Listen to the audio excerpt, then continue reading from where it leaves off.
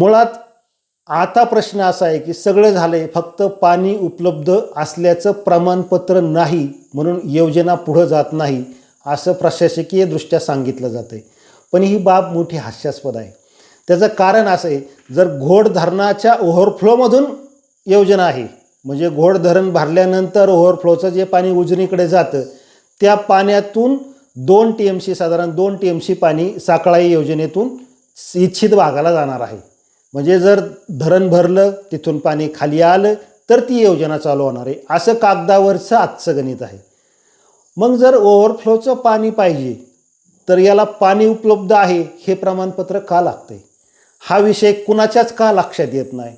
मुळात ओव्हरफ्लोचं पाणी देणार आहेत, ज्या पाणी आहे त्याच्यातून उपलब्ध पाण्यातून साकळायला पाणी देण्यात येणार नाही. मग तुम्ही अट्टहास का धरताय की पाणी, मुळात नवीन नियमानुसार एक परिपत्रकानुसार जे प्रकल्प नव्याने होत आहेत त्या प्रकल्पाच्याच पाणी उपलब्धतेचं प्रमाणपत्र गृहीत धरणं गरजेचं आहे किंवा आवश्यक आहे. जे जुने प्रकल्प आहेत त्या प्रकल्पावर जर नव्याने काही योजना करायच्या असल्या तर त्याला पाणी उपलब्ध असल्याचं प्रमाणपत्र लागत नाही.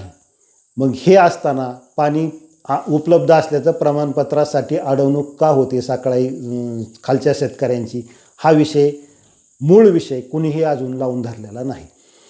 आता घोड धरणाचा विचार करता 1955 साली घोड धरणासाठी 10.4 TMC पाण्याची उपलब्धता कुकडीतून करण्यात आली. धरण ज्यावेळेस झालं 1957-58ला धरणाचं काम चालू झालं, 1964ला धरण पूर्ण झालं. त्यावेळेस लक्षात आलं की धरणात प्रत्यक्षात 7.25 TMC पाणीच बसणार आहे. म्हणजे 10.4 TMC घोडच्या मालकीचं पाणी असताना धरणाची क्षमता कमी असल्याने त्याच्यात 7.2 TMC पाणी उपलब्ध झालं आणि तेवढंच घोडला मिळत गेलं. दरम्यानच्या काळात घोड धरणात साठणारा गाळ, कमी होणारं पाणलोट क्षेत्र यामुळे धरणात पाणी साठवण क्षमता कमी झाली. आता धरणात 5.6 TMC म्हणजे जवळजवळ 5.5 TMC पाणी उपलब्ध असतं. त्याच्यातलं 4.8 TMC म्हणजे 4.25 TMC पाणी प्रत्यक्ष वापरायोग्य आहे. म्हणजे 10.4 TMC धरणाचा हक्क आज निम्म्यापेक्षाही कमी झाला आहे.